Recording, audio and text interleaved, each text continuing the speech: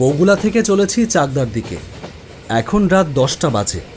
রাতটা স্টেশনের বাইরেই কোম্পানির ঠিক করে দেওয়া হোটেলে স্টে করে কাল সকাল থেকে মার্কেটে কাজ শুরু করতে হবে, এমনই কোম্পানির নির্দেশ। আমাদের কোম্পানি নতুন কিছু গুঁড়ো মশলা মার্কেটে লঞ্চ করেছে। সেগুলোর মার্কেটিংয়ের জন্য আমাকে একটা নতুন মার্কেটে পাঠায় কোম্পানি। আমাকে গিয়ে মূলত মার্কেটের দোকানগুলোতে আমাদের কোম্পানির মশলা ব্যবহারের গুণাগুণ সম্পর্কে দোকানদারদের বোঝাতে হয়, যাতে তারা এই মশলা খরিদ্দারদের গছাতে পারে। আমাদের এই কোম্পানিটা নতুন, খুব বেশি দিন হয়নি মার্কেটে এসেছে। মার্কেটিংয়ের জন্য টিভি চ্যানেলে অ্যাড দেওয়া, সেলিব্রিটি দিয়ে প্রমোশন করানো, অত বাজেট নেই এখন কোম্পানির। তাই আমাদের মতন সেলসম্যানদেরই মার্কেটে ঘুরে ঘুরে সেল বাড়াবার চেষ্টা করতে হয়। মাইনে যা পাই তাতে টেনে টুনে মোটামুটিভাবে চলে যায়। তবে এই ধরনের কাজ আমার ভীষণ ভালো লাগে। প্রতিদিন নতুন নতুন সব জায়গায় যেতে হয়, কত মানুষ চেনা যায়, কত বিচিত্র অভিজ্ঞতা হয়। প্রতিদিন একটা নতুন নতুন চ্যালেঞ্জ, একটা নতুন টার্গেট। কাজটা ছাড়বার কথা ভাবি না, কারণ এই দুর্মূল্যের বাজারে একটা চাকরি জোটানো যে কতটা কষ্টের তা যারা জুটিয়েছে তারাই কেবল জানে। হঠাৎ পকেটে ফোনটায় একটা টুং করে শব্দ হলো। WhatsApp message. ফোনটা বার করে দেখলাম ম্যানেজারবাবু মেসেজ করেছে। মেসেজ বডিতে লেখা, চাকদা পরের দিন যাবে, আজ একবার তারকনগর চলে যাও। কাল সকালে ওখানে কিছু ইম্পর্টেন্ট ডেমোস্ট্রেশন হবে, বড় অর্ডার হবার সম্ভাবনা আছে। আমি হোটেলের লোকেশন পাঠিয়ে দিচ্ছি। ভাগ্যিস ঠিক সময়ে মেসেজটা এসেছে। তারকনগর আসতে আর বেশি বাকি নেই, তার মানে সামনের স্টেশনেই নেমে যেতে হবে। এরকম ঘটনা আগেও অনেকবার ঘটেছে। এক জায়গায় যাওয়ার জন্য রওনা হই, মাঝপথে টার্গেট বদলে গিয়ে চলে যেতে হয় অন্য কোনো অজানা শহরে।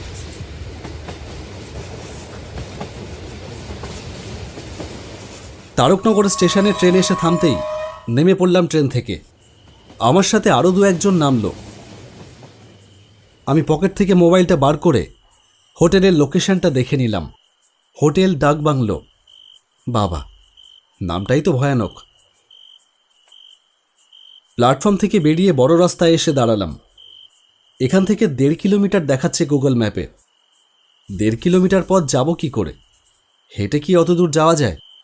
দাঁড়িয়ে কোনো টোটোর অপেক্ষা করতে থাকলাম। এখন রাতও হয়েছে বেশ, 10:30 বাজে। এত রাতে কোনো টোটো পাবো কি না কে জানে। জায়গাটায় আগে কোনো দিনও আসিনি। একেবারে অজপাড়াগা বলে মনেও হচ্ছে না, বেশ কলোনি মতন একটা ব্যাপার। অথচ ওই 10:30টার সময়েও রাস্তায় কোনো দোকানপাটও চোখে পড়ল না। উল্টো দিকে 3-4টে দোকান, কিন্তু বন্ধ। জায়গাটা কেমন যেন থম মেরে আছে। এমন সময় দেখলাম উল্টো দিকে রাস্তা দিয়ে একটা আলোর রেখা এই দিকেই এগিয়ে আসছে। যাক, নিশ্চয়ই কোনো টোটো অটো কিছু একটা হবে। টোটোটা আমার সামনে এসে দাঁড়ালো। টোটোওয়ালা বলল, কোথায় যাবেন দাদা? যাব হোটেল ডাকবাংলো। যাবেন? লোকটা আমার কথা শুনে আমার মুখের দিকে হাঁ করে তাকিয়ে থাকলো কিছুক্ষণ, তারপর বলল, যাব, উঠে আসুন। আমি আর কিছু না বলে টোটোয় উঠে বসলাম।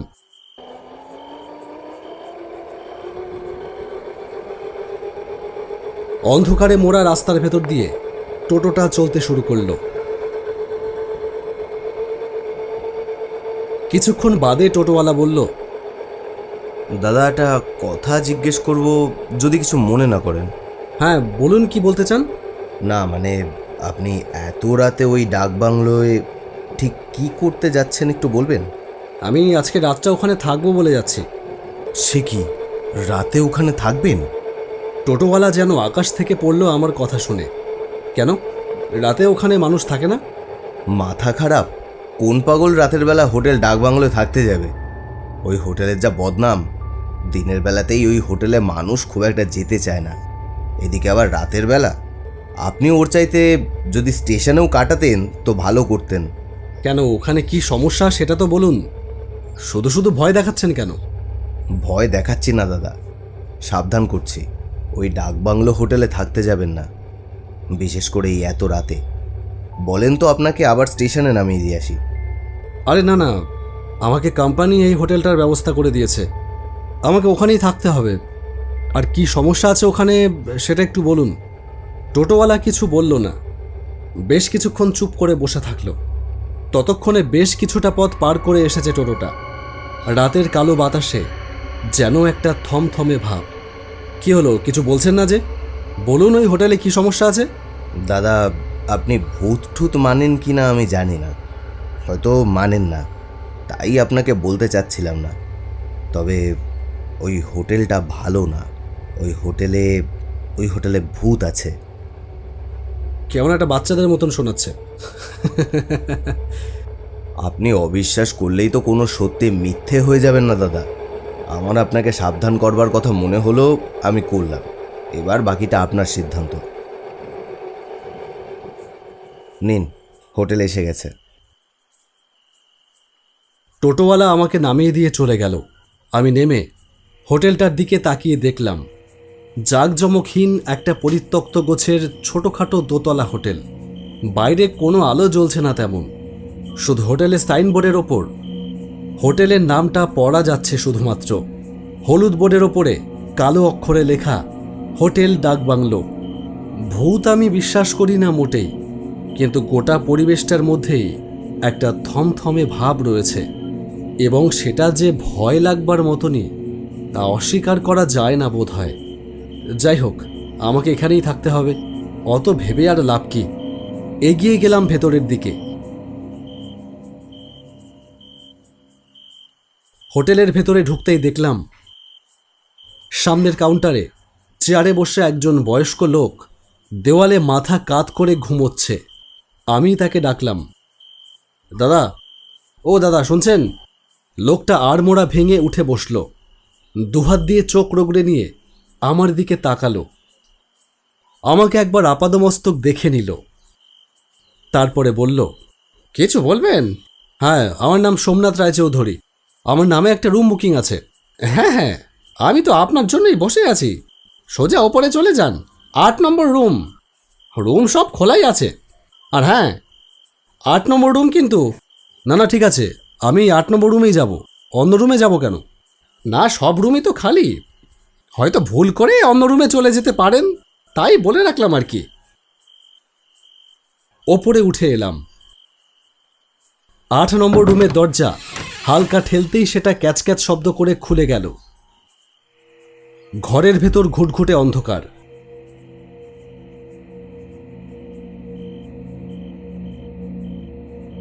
আমি দেওয়াল হাতড়ে সুইচ টিপতেই আলোটা জ্বলল। ভেতরে সবই ঠিকঠাক, কিন্তু কেমন একটা অস্বাভাবিক গন্ধ।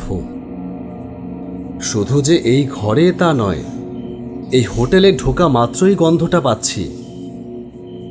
ঘরের ভেতরে একটা খাট পাতা, তাতে ধবধবে সাদা চাদর, দেওয়ালে একটা বড় ঘড়ি, তাতে সময় দেখাচ্ছে 4:30। ঘড়ির কাঁটা কবে যেন এই পর্যন্ত এসে হয়তো ব্যাটারির অভাবে আর এগোতে পারিনি। খাটের পাশেই রয়েছে একটা ছোট টেবিল, খালি। আমি ঘরে ঢুকে দরজা বন্ধ করে খাটে এসে বসে পড়লাম।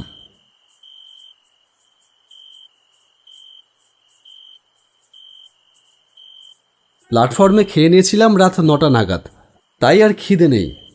এবার ঘুমিয়ে পড়লেই হয়। ভাবা মাত্রই বিছানায় গা এলিয়ে শুয়ে পড়লাম। সারাদিন ছোটাছুটি করেছি, শরীর ভীষণ রকম ক্লান্ত, তাই ঘুম আসতে সময় লাগলো না। কতক্ষণ পরে জানি না, দরজায় ঠক ঠক শব্দ শুনে ঘুমটা ভেঙে গেল। উঠে বসলাম বিছানায়। দেওয়াল ঘড়িতে সময় দাঁড়িয়ে আছে এক জায়গায়, তাই মোবাইলটা বার করে সময়টা দেখলাম। রাত 2টো বাজে। এত রাতে দরজায় এসে কে কড়া নাড়বে? লাগাতার আওয়াজটা হয়েই চলল। আমি বললাম, কে? কোনো উত্তর নেই। শব্দটা হয়েই চলল। আবারও বললাম, আরে কে? কে বাইরে? আরে এত রাতে এসে বিরক্ত করছেন কেন? কে? এবারেও কোনো উত্তর পেলাম না। আমি বিরক্ত হয়ে উঠে গেলাম দরজা খুলতে। দরজা খুলে দেখলাম কেউ নেই বাইরে। শুধু একটা ঠান্ডা হাওয়ার ঝাপটা এসে আমার শরীরে মৃদু শিহরণ ধরিয়ে দিয়ে গেল। আশ্চর্য, বাইরে তো কেউ নেই, তাহলে দরজায় টোকা মারছিল কে? কি জানি রে বাবা। কিছু বুঝে উঠতে না পেরে বিছানায় গিয়ে আবার শুয়ে পড়লাম। কিছুক্ষণের মধ্যেই আবার ঘুমটা আসছিল সবে। ঠিক তখনই দরজায় আবার ঠকঠক। এবার আরো বেশি বিরক্ত হয়ে চেঁচিয়ে বললাম, আরে কে? কেন বিরক্ত করছেন? দরজায় টোকা দিয়ে কোথায় চলে যাচ্ছেন? এটা কি আমার সঙ্গে লুকোচুরি খেলা হচ্ছে? আমার হুঙ্কারে তার কিছুই এলো গেল না। সে তার মতন দরজায় টকটক করেই চলল। আমি আবার উঠে গিয়ে দরজা খুললাম। ভেবেছিলাম এবারও কাউকে দেখতে পাবো না, কিন্তু অবাক হয়ে দেখলাম না, দরজার বাইরে দাঁড়িয়ে আছে একজন স্ত্রীলোক। এত রাতে একজন স্ত্রীলোক? আমি থতমত খেয়ে জিজ্ঞেস করলাম, আপনি আপনি কে? এত রাতে কি চান এখানে? আপনি এখানে কি করছেন জানেন না? এই ঘরে আমার স্বামী থাকে। চলে যান, এক্ষুনি চলে যান। আপনার জন্য ওর অসুবিধা হচ্ছে। চলে যান বলছি। আশ্চর্য, রাত দুপুরে কি পাগলের খপ্পরে পড়লাম নাকি? তাই তো মনে হচ্ছে। পাগল ছাড়াই কি হতে পারে? কিন্তু চেহারা বা পোশাক দেখে তো ভালো ঘরের গৃহিণী বলেই মনে হচ্ছে। বললাম, দেখুন, আপনার নিশ্চয়ই কোথাও ভুল হচ্ছে। এটা একটা হোটেল, আপনার বাড়ি নয়। আপনি বাড়ি ফিরে যান। আপনি আমার কথা বিশ্বাস করছেন না? আমি মিথ্যে বলছি আপনাকে? তা নয় তো কি, কোন বাড়ির বউ আপনি জানি না, পাগলের মতন মাঝরাতে হোটেলে এসে উজ্জুতি করছেন। আমি মিথ্যে কথা বলছি? তাহলে পেছনে একবার তাকিয়ে দেখুন। উফ, আচ্ছা কই দেখি পেছনে কে? পেছন ঘুরতেই আমার হৃৎপিণ্ডটা যেন ভয়ে স্তব্ধ হয়ে গেল। দেখলাম আমার ঠিক পেছনে দাঁড়িয়ে আছে সে, যে কি তা নির্দিষ্ট করে বলা যায় না। তার সারাটা শরীর আগুনে পুড়ে ঝলসে যাওয়ার মতো। যে মৃদু পোড়া পোড়া গন্ধটা পাচ্ছিলাম, সেটা এখন তীব্র হয়ে আমার নাক ঝাঁঝিয়ে তুলেছে। এ কি করে বন্ধ ঘরের ভেতরে এলো? আমি একটু আগেও তো ঘরের ভেতরে কাউকে দেখিনি, ঘরটা ফাঁকাই ছিল। এ কি করে ঢুকলো ঘরের ভেতর? আর যে শরীর নিয়ে এসে আমার সামনে দাঁড়িয়ে আছে, তা কোনো জীবন্ত মানুষের শরীর হতে পারে না। তাহলে কে দাঁড়িয়ে আছে আমার সামনে? এ তো প্রেত ছাড়া আর কিছু হতে পারে না। কি বলেছিলাম না? এবার বিশ্বাস হলো তো? চলে যা, চলে যা এখান থেকে। চলে যা। এই ঘরে আমি থাকি। এই ঘরে আর কেউ থাকতে পারবে না। এই ঘর আমার। আমি আমি আর কিছু ভাবতে পারলাম না। দরজাটা খোলা, পা ভারী হয়ে আসছে ক্রমশ, শরীর ঠকঠক করে কাঁপছে ভয়ে। আমি কোনো রকমে কাঁপা কাঁপা পা নিয়ে ঊর্ধ্বশ্বাসে দৌড় লাগালাম দরজার দিকে। হোটেলের বাইরে রাস্তায় এসে দেখলাম একটা টোটো দাঁড়িয়ে আছে। চলে আসুন তাড়াতাড়ি। তাকিয়ে দেখলাম এ তো সেই টোটোওয়ালা যে আমাকে এখানে নামিয়ে দিয়ে গিয়েছিল। আমি দৌড়ে গিয়ে তার টোটোয় উঠে বসলাম। সে কোনো কথা না বলে টোটোটা চালিয়ে দিল। জানতাম আপনি ঠিক এই বিপদেই পড়বেন, এই জন্যেই বারণ করলে কথা শুনতে হয়। আপনারা কেন যে কিছু মানতে চান না কে জানে। ওরা ওরা কারা ছিল আপনি জানেন? এ ঘটনা আজ থেকে অনেক বছর আগের। শহর থেকে কোনো এক কাজের সূত্রে একজন ব্যবসায়ী আর তার স্ত্রী এসেছিল এই তারকনগরে। ওই হোটেল ডাকবাংলোতেই তারা উঠেছিল এক রাত কাটাবার জন্য। ওই দিন দুর্ভাগ্যবশত হোটেলের 8 নম্বর রুমে শর্ট সার্কিট হয়। লোকটা কারেন্ট লেগে একেবারে পুড়ে যায়। তার স্ত্রী সম্ভবত সেই সময় ঘরে ছিল না, হয়তো বাথরুমে গিয়েছিল। ফিরে এসে দেখে তার স্বামী নিথর হয়ে মেঝেতে পড়ে আছে। সে ব্যাপারটা বুঝতে পারে। সে তাকে না ছুঁয়ে তড়িঘড়ি নিচে নেমে লোক ডাকতে যায় তার স্বামীকে হাসপাতালে নেবার জন্য। তখন অনেক রাত, হোটেলের সবাই ডিউটি শেষ করে বাড়ি ফিরে গেছে। সে পাগলের মতো ছুটতে থাকে একটা টোটোর জন্য। এই সময় আমি ফিরছিলাম সেই রাস্তা দিয়ে। সে আমাকে সবটা বলে। আমি তার সাথে যাই, গিয়ে তার স্বামীকে হাসপাতালে নিয়ে যাবার জন্য টোটোয় তুলে রওনা হই। আমি বুঝেছিলাম তার স্বামী মারা গেছে অনেক আগেই, কিন্তু সেটা আর তাকে বলিনি। সে বেচারি তখন তার স্বামীর জীবন বাঁচাতে মরিয়া। আমাকে সে তাড়া দিতে থাকে, কাঁদতে কাঁদতে বলতে থাকে আরও তাড়াতাড়ি চালাতে। অন্ধকার রাস্তা দিয়ে আমিও যত জোরে সম্ভব টোটোটা চালিয়ে নিয়ে যাবার চেষ্টা করতে থাকলাম।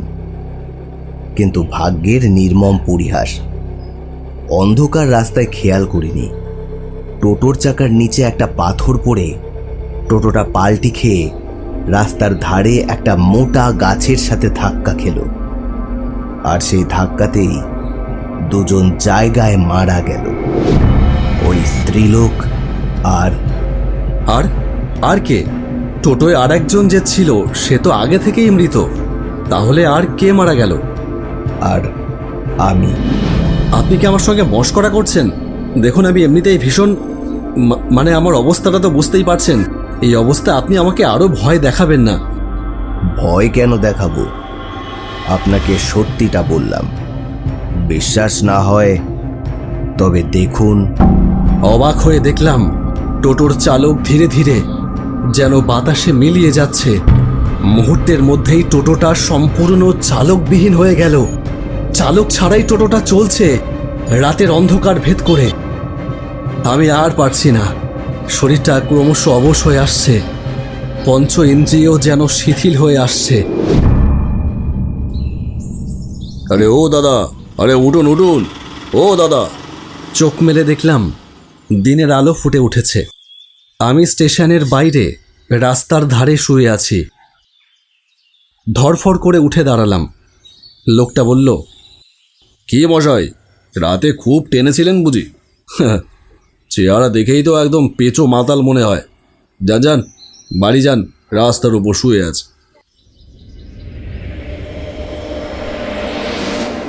বন্ধুরা, অ্যানিমেশনের চাহিদা কিন্তু দিন দিন বেড়েই চলেছে। রয়েছে প্রচুর চাকরির সুযোগ। আর শুধু চাকরি নয়, সঠিকভাবে অ্যানিমেশন শিখে অ্যানিমেশনের ইউটিউব চ্যানেল বানিয়ে তোমরা কিন্তু তোমাদের স্বপ্ন পূরণ করতে পারো। তাই তোমরা যদি চাও অ্যানিমেশন শিখে তোমাদের উজ্জ্বল ভবিষ্যৎ গড়ে তুলতে, তাহলে আমাদের স্ক্রিনে দেওয়া নাম্বারে এক্ষুনি যোগাযোগ করো। কারণ পিনজিরা একাডেমি 2D অ্যানিমেশনের মাস্টার ক্লাস নিয়ে এসেছে 8 মাসের লাইভ মাস্টার ক্লাস, যেখানে তোমরা হাতে কলমে শিখতে পারবে অ্যানিমেশনের A to Z। 2D অ্যানিমেশনের A to Z তোমরা শিখবে পিনজিরা অ্যানিমেশনের লাইভ মাস্টার ক্লাসে। আমাদের নতুন ব্যাচে ভর্তি চলছে। যারা ভর্তি হতে চাও এক্ষুনি যোগাযোগ করো স্ক্রিনে দেওয়া নাম্বারে।